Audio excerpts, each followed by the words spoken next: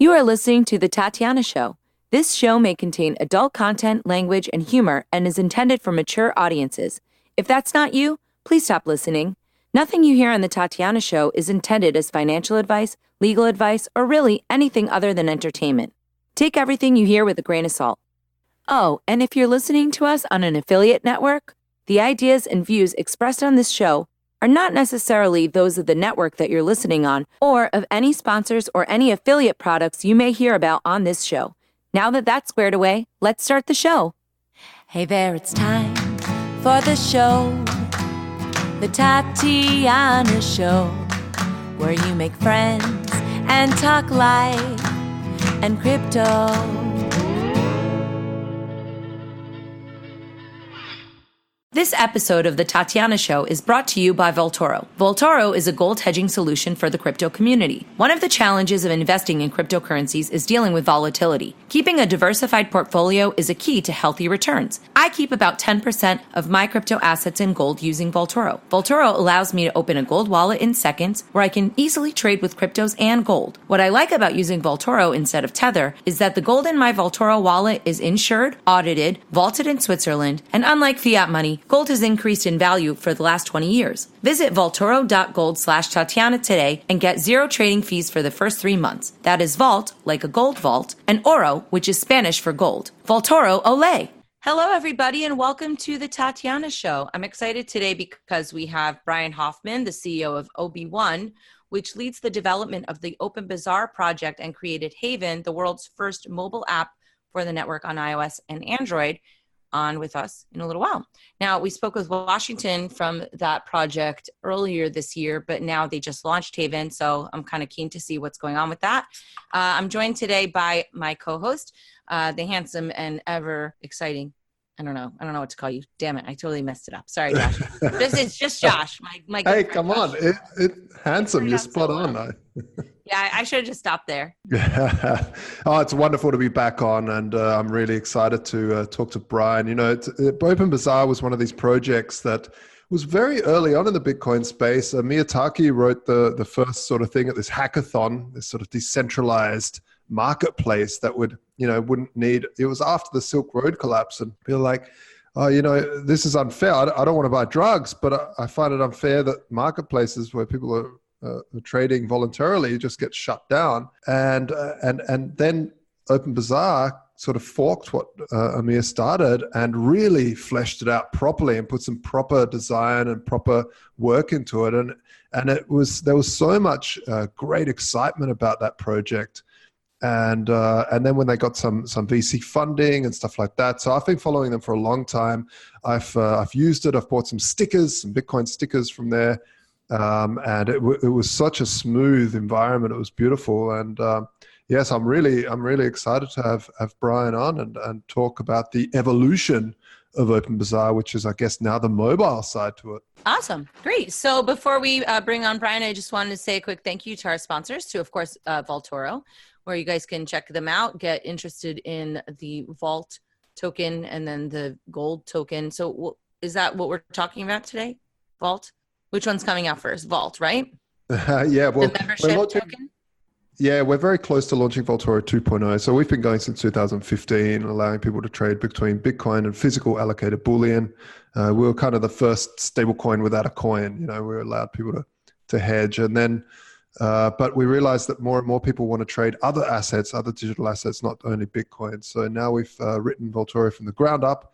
And we really like the ability to have a community voucher sort of token, kind of like BNB's model, Binance's model, where people get discounts on trading fees. So we're going to airdrop a bunch of Vault tokens onto the current users. So that's going to happen soon. So if you want to take part in that, just simply sign up to vaultoro.com. That's Vault as in a gold vault, and oro, which is the Spanish word for gold, ORO, Vaultoro. And sign up there, and then you'll get dropped those tokens. And got a lot of exciting stuff coming out. But the launch of Vaultoro 2 is really, really cool. It looks such a beautiful design. I'm really happy with it. Okay, awesome, great. So let's bring Brian on. Brian, thanks so much for joining us. Welcome to the show. Yeah, thank you so much for having me. Awesome. So tell me a little bit about how you got involved with OB1 and the OpenBazaar project.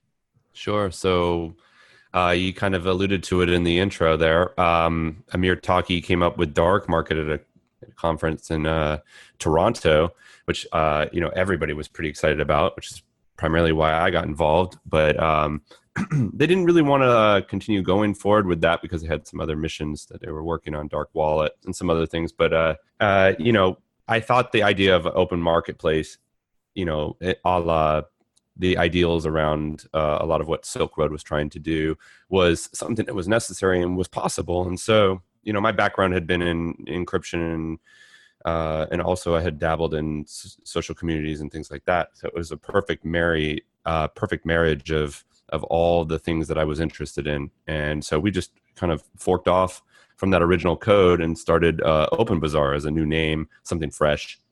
And OB1, which is the company we started after we received VC funding to work on OpenBazaar, we've been doing that since 2015. So it's been quite a while. Yeah. So we're getting close. Or I'm so used to saying getting close to, but we actually have released Haven, which is our mobile app. So finally, that concept of an unstoppable marketplace is now available on iOS and Android, which is really exciting, especially with the ramifications it has for people around the world who may not have powerful desktop computers or great internet connections and stuff. What are people buying and selling on there? Oh my gosh, it's all over the place. One thing that's unique about OpenBazaar compared to other marketplaces is that we don't, as a company who's building the product, we don't have any insight into exactly what's going on in the network. We have to rely on talking with merchants and users and stuff directly. But we do have several merchants that do move quite a bit of product, and the things that they sell, one of the most popular things, and this is across cryptocurrency industry is, at large, not just OpenBazaar, which is gift cards. So, being able to move cryptocurrency into other value assets, is super popular. Another big thing is arts and crafts. So we have a lot of people that are creating either services or just art products, clothing, artwork, things like that tend to do pretty well because it's unique and people are willing to part with their cryptocurrency to find stuff that they can't just get on Amazon and other places. Can people use gift cards to launder money? And would that be your problem? I think the answer is clearly yes. It's something that has concerned a lot of places. I know that, you have limits and stuff at places like Walmart and things like that to kind of prevent that abuse. We don't really analyze how people use it, or we don't have insight into how many cards are being sold to who and to where. So it's hard to make that extrapolation, but I am aware that, it can be used for that. I think there is a larger need for people to have easy on and off ramps from crypto back into their native currencies. And there's a lot of regulatory grayness around some of that. Some people would say there's no grayness. That's clear, but obviously there's a lot of confusion.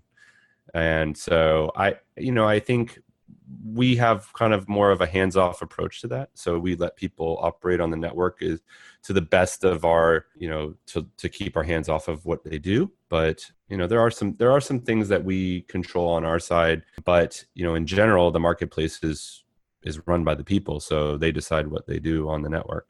So if you guys are invested in by regular VCs, right? Don't they feel like that's a risky proposition? I obviously agree with you. Free markets, yay. It's a libertarian show. But don't you think that causes some kind of a risk? Why?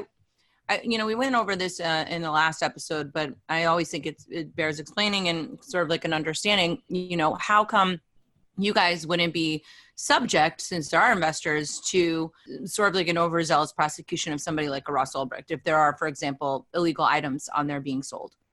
And I know that you try and enforce local laws and say, okay, well, it's up to the local jurisdiction. But what are the concerns around that? I would think that would be pretty messy from a legal perspective. Yeah, clearly that's a huge concern. First and foremost, the VCs, they make their money by taking risk. So, it's obviously a calculated risk. When we first started talking to them about, I think the very first discussion we ever had with Union Square Ventures, which was our first investor, it went really well. They were really excited in the idea, just like everybody else, but they kind of had that same question, which was like, well, this doesn't seem investable in.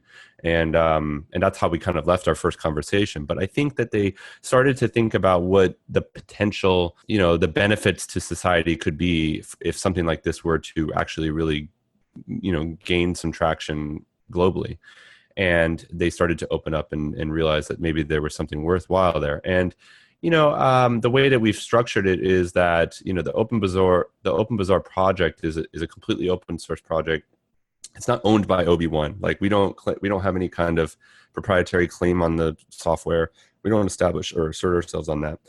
It's really a community-driven project. Now we do the majority of the development because we have dedicated funding to doing so. But in general, the decisions around what we build, how we build it, how privacy is protected, things like that is all driven by the community. And I think one other difference between what we do and what I think has been tried to be done on like darknet marketplaces and these other marketplaces that maybe you just even more broadly categorize as just free markets, a lot of times they're completely centralized. So this entire, like everything that goes on the network is actually going through one person or a group of people that can assert some kind of judgment on whether something is legal or illegal or, allowed or not allowed. So, if Silk Road, I believe they banned firearms, we'll say, or child pornography, those marketplaces have that decision. So if that occurs on their network, they're kind of culpable in that respect because they can remove it and they're choosing not to. In our case, in a decentralized fashion, if somebody puts some content onto the network, they want to sell something that is illegal in their jurisdiction, there is no mechanism for like some group or authority to say that's not allowed. That's breaking our, air quote rules. It really is more of a loose conglomeration of like just individuals around the planet choosing to do business together. And this clearly can create some, this is why it's an interesting experiment, is that, it creates some morality concerns there, right? Like, well, should something like this exist? Or, how can this be slightly regulated, but not heavily regulated? And there's all these different questions about, how should a technology like this be handled? But what if somebody told you that it's illegal to build that way? You know what I mean? Yeah, that's they could do that eventually if let's say government figures out, well, wait, these kinds of organizations, we can't even prosecute them. Can we make it illegal to build them? Which also is difficult to enforce. But is that something like a demand that they could even make?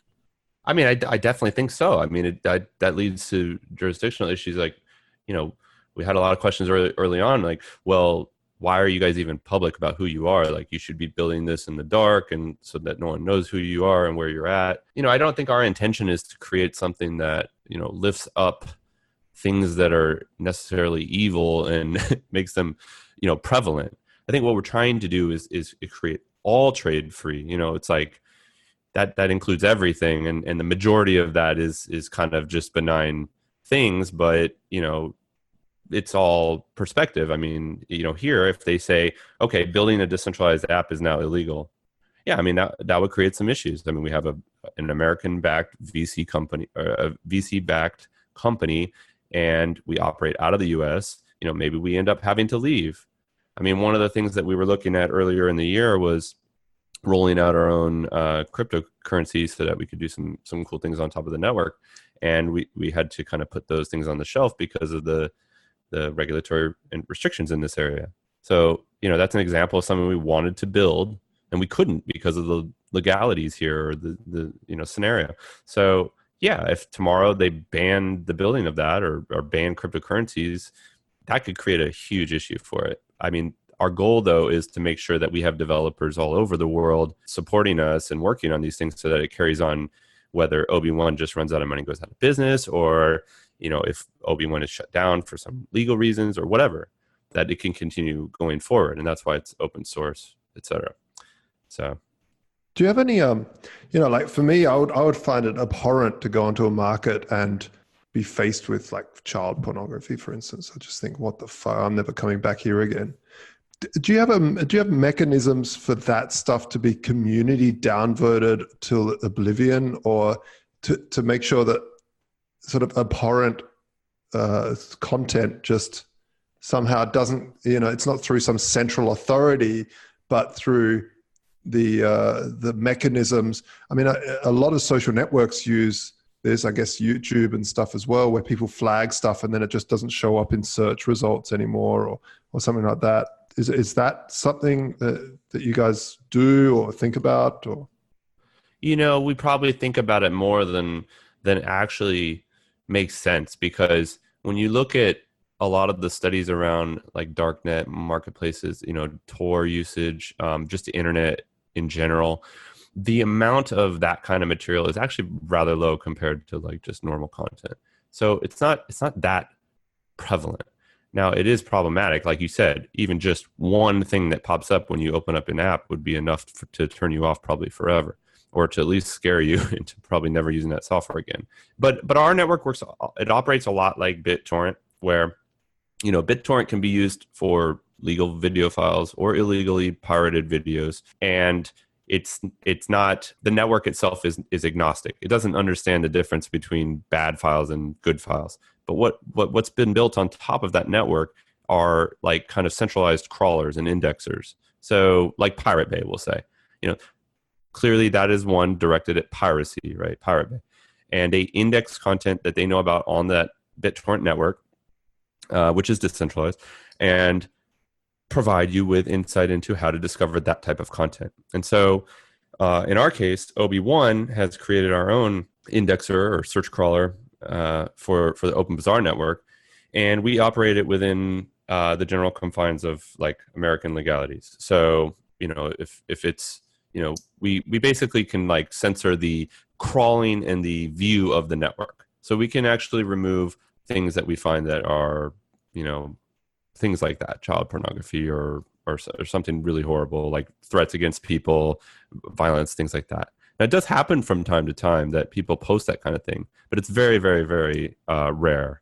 And I think people sensationalize that a lot. There were a lot of, I'd have to find it, but there's a study that was done after Silk Road went down to see how horrible things were in the dark net, and you'd be surprised at how not crazy it is. But and I can speak for sure from our indexing of the network that there is definitely that this stuff does happen every once in a while, but it's very, very much in the minority.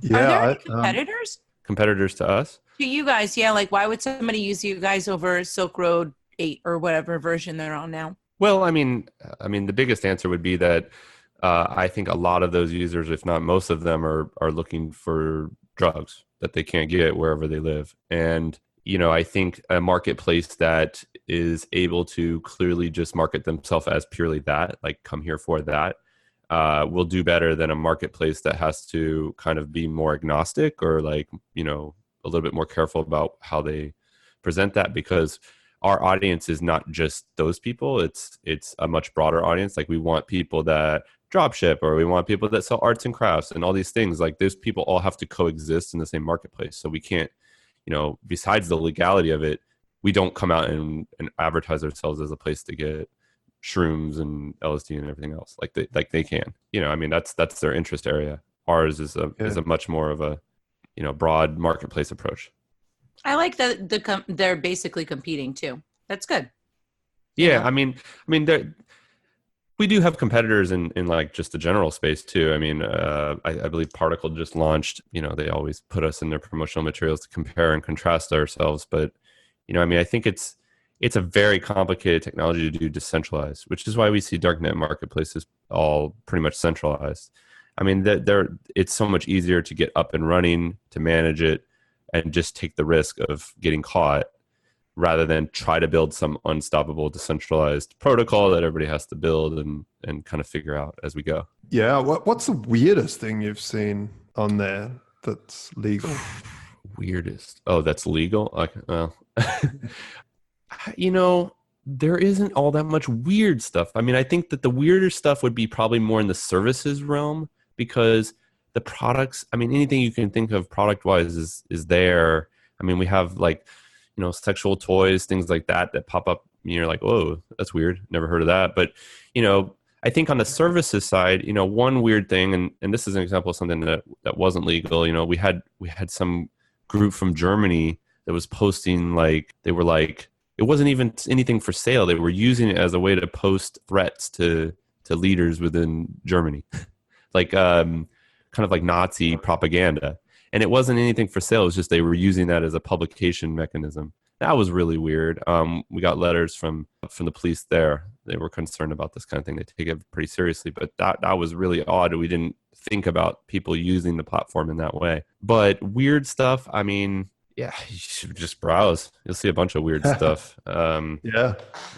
What about digital content? Is that something that's a lot more prevalent? I could imagine, MP3s, but like crazier things like memes, and how there's a lot of people are tokenizing like non-fungible sort of token stuff as well. Is that something that's happening? Yeah, so there's definitely a bunch of digital stuff. I mean, this is kind of a tricky area too, because for instance, like on mobile, like the iOS App Store and Android, the Google Play Store, they both have rules around digital content being sold because they compete with that. So like through the iTunes store. And so they require you to sell all content using Apple's in-pay mechanisms. And so actually on mobile, we've disabled digital goods purchasing because we don't have a mechanism for enforcing that, right? Because people are just exchanging cryptocurrency for digital goods, which is really, really disappointing, and feels very anti-competitive. But on the desktop platform, we do see a lot of digital goods offers. We also have crypto trading, so you can exchange, other cryptocurrencies for Bitcoin or Zcash or whatever. You can do that right on the platform as well. But digital goods, yeah, we have artists, musicians that sell MP3s that they own. We see people selling artwork, digital files. There's also services like Photoshop. They'll Photoshop or draw you things like that, send you the digital files. Yeah, there's a lot of like digital type of offerings, and it's really across the board. There's all kinds of stuff. There's PDFs of things that people have written, books. It goes all over the place. Yeah, it's fascinating that whole thing of Apple and the Play Store blocking you for digital. Right, so it really is. That's the definition of anti-competitive. I mean, they don't understand. They don't even understand it either, because we had quite a back and forth before we launched Haven with Apple, for instance, trying to explain to them that that we're not using this as a distribution platform. That the users are basically swapping cryptocurrency for their goods, and they don't get it. I don't think they're there yet. Maybe they don't want to get it. That in-app revenue is probably, the majority of how they make money there. So I understand their concern, but there's no other alternative. It's not like you can go elsewhere to get onto somebody's iPhone, Yeah. Another question I wanted to ask was around escrow, because when I have a large ticket item, let's say I want to sell my television and it's really good, but there's a whole half a Bitcoin involved or whatever. If and this is the big thing in eBay or anything like that, where people just scam each other. They put something up for sale, the sender pays, and then the item never arrives. How does OpenBazaar deal with escrow, and how does that work? Yeah, so I think probably the most unique piece of what we do is this escrow service, and this is something that actually Amir Taki thought up from the beginning in dark market. Was this concept of using multi-signature transactions in cryptocurrency in order to create a kind of a pseudo escrow account that would protect buyers and merchants without having to know each other. And so essentially what happens is, like, if you're going to sell your TV for half a Bitcoin, the buyer would be required to send that half Bitcoin into an escrow, a multi-sig escrow account that you guys both own. And those funds can't be removed until enough parties to that escrow account release the funds. So essentially, once the buyer got the good and was happy, he would sign the transaction, then the merchant could sign the transaction, and he would receive the funds but only when that was done. But then, that creates an adversarial scenario, right? So let's say the buyer gets it and is happy, but he refuses to release the funds, and then you're at this stalemate. So we introduced a third party to the situation called a moderator, and they basically act as like the dispute resolution person, the customer support.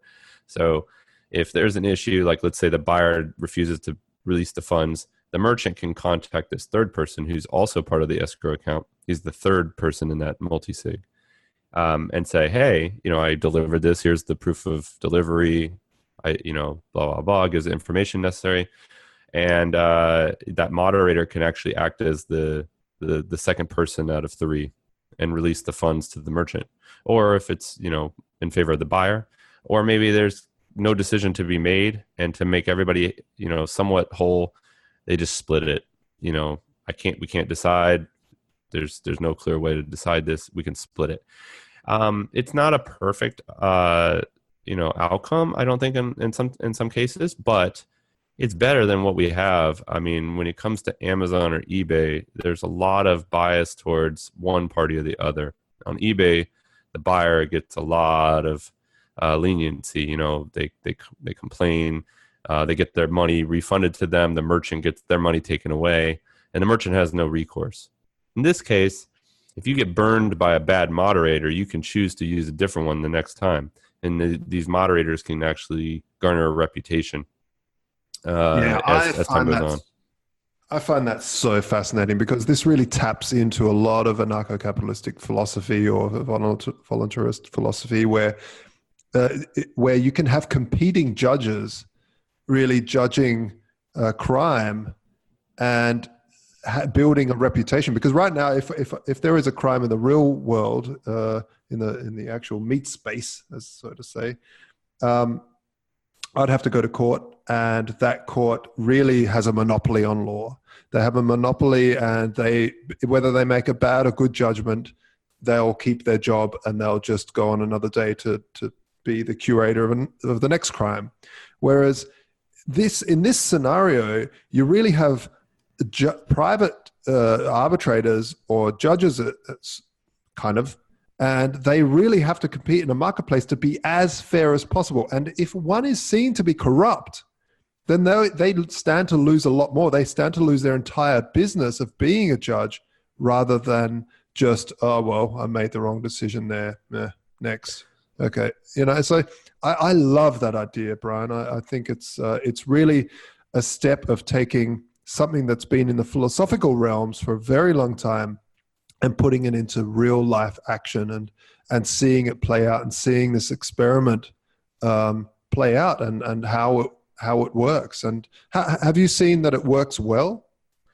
I mean, I think so. One thing to note is we haven't really seen it at like a massive scale. So we don't know what it would look like at like eBay scale, but at the current scale, we do see that kind of thing happening. So, and it may not be in the case of like, oh, this guy's a corrupt moderator, but it may just be something as simple as he's not very responsive. When we need help, this moderator doesn't participate, or they have weird hours, and then we see the community start talking about that on our different platforms, and people migrate away from them, and they start using others. And then there are some that are very trustworthy. We have one gentleman who, he's a lawyer. He has his credentials on his page. He's very like open and transparent about who he is and how he operates. He has the terms of service, and that creates, a much higher sense of security with using that person, because of their being able to vouch for certain things, and people use them more often, and they can command a higher fee. So we give moderators the ability to determine what their fee structure is, so they can say, oh, I just want to charge $1 per dispute, or 5% of the transaction is my fee, or 0%. And so creates like a marketplace of moderation. It's like a sub marketplace within our marketplace. And people do compete for business. So yeah, it definitely seems to be working. Beautiful. Do you guys hope to replace like an eBay or an Amazon? Like what will be the end goal, or is there one? Well, I mean, at this point, I think Amazon is a tough example because they're just such a broad company. But, of course. But but like an eBay, yeah, I would love to see it replace something like that, because I don't see eBay as doing, like, I don't see them pioneering that space anymore. They maybe at one time they did when they first kind of came onto the scene, but right now I think that people are somewhat fed up with the ever rising fees that they just trying to squeeze out of their users. The rules are very archaic. I mean, there's lots of things. I mean, there was a time when they wouldn't even let you sell Bitcoin mining equipment on there, which is ridiculous. But those are the kinds of things, and people's businesses are taken from them, overnight because of these rule changes and stuff. Whereas on something like OpenBazaar, that's not possible. And we've basically brought like the ease of using an eBay to, but with the power of running your own website, which is very daunting for most people. So I think I would love to see it replace eBay for sure. Definitely marketplaces like that. I think it could. But it just points to a broader problem with decentralized applications, across the board, is this user experience. Because while, like you just mentioned, that the escrow service is like really cool and interesting, and it's moving over from research into and ideology into practical use, that is the hardest part. It's like, how do you translate something that is really kind of a theoretical exercise into something that is easy for people to use? Because that whole concept of like shopping for a moderator, or like having to trust that person, or an escrow account, just like alone an escrow account, is kind of a weird concept for most people, especially when you're just buying something online. So there is a lot of there's like a very large bridge that people have to cross to kind of mentally get to where they need to be in order to really take advantage of these new software applications. But that's what we're working on. I mean, that's why we do what we do. We try to improve it so that people don't even really know that they're doing these things. They're just doing what they want to do. Yeah, well, with the new software, Haven, it looks like it's really, that's what you've done, is made that bridge smaller. Well, thank you. Yeah, we've been working on that for almost 4 years, trying to, I mean, not on that exact app, but the idea of getting into mobile and making it so that somebody in Bolivia could just fire up the app and do what they need to do and like understand it just as well as somebody here. It's not perfect, but it's a great start, and we're like really excited to get that into people's hands, and we're seeing really, really positive feedback from people all over the place. We had like 90 countries or something had it installed like within a couple hours of releasing it, which is just amazing to see like a free market like pop up like that so quickly.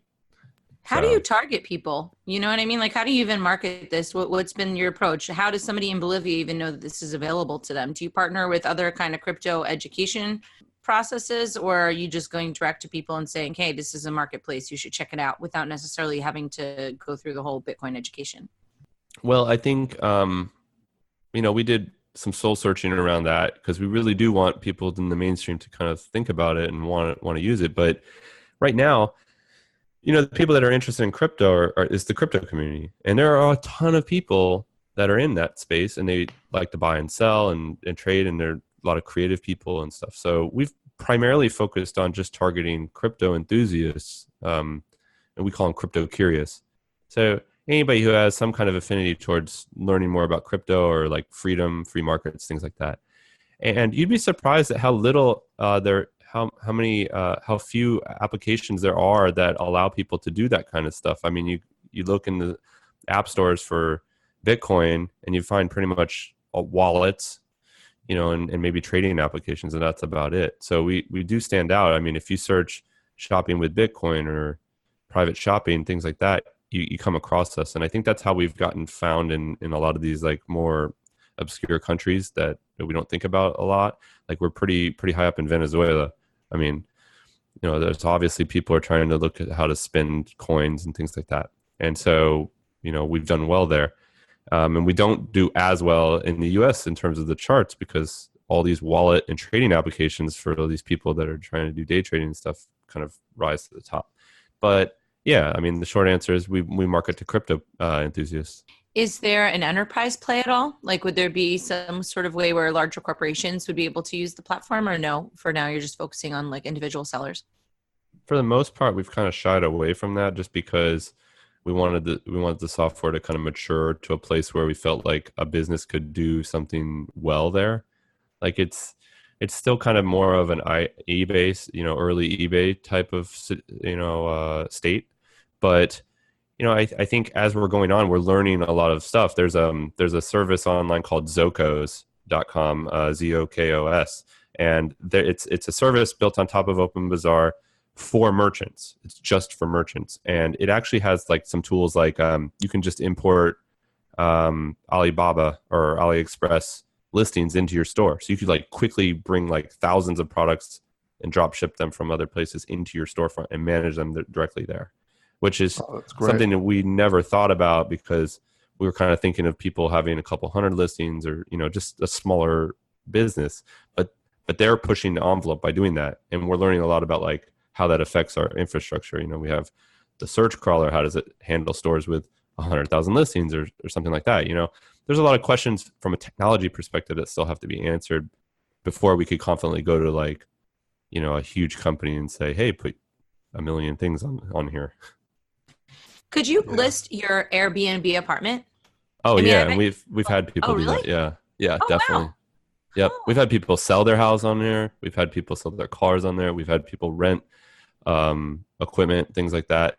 In fact, it was funny. There was somebody who had when we went to DevCon in China, Washington, my co-founder and I that was on the show before, he and I, we got an Uber through OpenBazaar. This guy was doing taxi cab service, and we found him and picked us up at the airport and everything. So, yeah, I mean, I think there's in some cases you have to kind of you have to be a little creative about how you do things because it's not catered to just home sharing or just car, sharing, ride sharing. But those things can be done. And, we're trying to observe how people are using these things so we can improve it for those use cases. Like if people are trying to use it for that, we want to make that experience better too. So. Yeah, really cool. Awesome. Thanks so much. This was a really great interview. Josh, do you have any other questions before we let Brian go? No, I'm going to download Haven right now. Yeah, I'm going to check it out. And if I have any problems, I'll bother you guys, which is, I'm sure, what you guys want to hear about. It was like my No, definitely. Definitely. Cool. So they just go to the App Store and download the Haven app, and then they can also still use it on the desktop. If they want to reach out to you, how do they connect? Well, we're really easily reachable on Twitter at OpenBazaar or at Haven Privacy. And our website's openbazaar.com. You can get to our app and everything there. And like you said, search Haven in the app stores and you should be able to find us. Awesome. Thank you once again, Brian Hoffman, for joining us on the Tatiana Show. The Tatiana Show airs on Tuesdays generally. Sometimes we have an extra show. So thetatianashow.com on Tuesdays. Also give a listen to proofoflovecast.com, which is our relationship crypto show I do with Dr. Stephanie Murphy from Let's Talk Bitcoin and Lauren Kasovitz. The Tatiana Show has been brought to you by our wonderful sponsors, Voltoro and Salt Lending. So thanks for listening. We'll catch you next time. Josh, any final words? No, just to keep up with what I'm talking about, what I'm going on about, check out Voltoro on Twitter. Awesome. Thanks, everybody. We'll see you soon. Bye.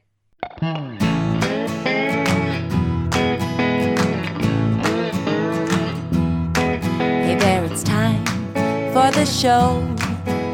The Tatiana Show, where you make friends and talk life and crypto. We gotta think and reflect and use lots of intellect with our hearts when we work together. I know that it can be so hard out there, looking all around and saying that life ain't fair. So that is why we will fight and stay up late at night, listening to the Tatiana Show.